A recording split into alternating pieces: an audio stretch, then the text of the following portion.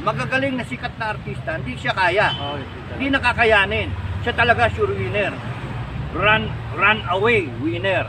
Ngayon, kung ikaw ngayon may ambisyon, kunyari si Tambalolong ka, Hindi na ako natakbo. paano ka mananalo doon? Oo. Kaya kukuhanin mo siya sa underground Yun na walang eleksyon para sa presidente.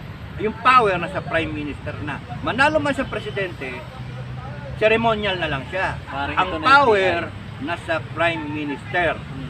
Eh kung makuha mong mapalitan yung constitution by 2025 and input to effect na yon by 2025, tapos na yung na kay Sara. boxing, oh. Tapos ganun yung nakikita ng tao, hindi tanga yung tao.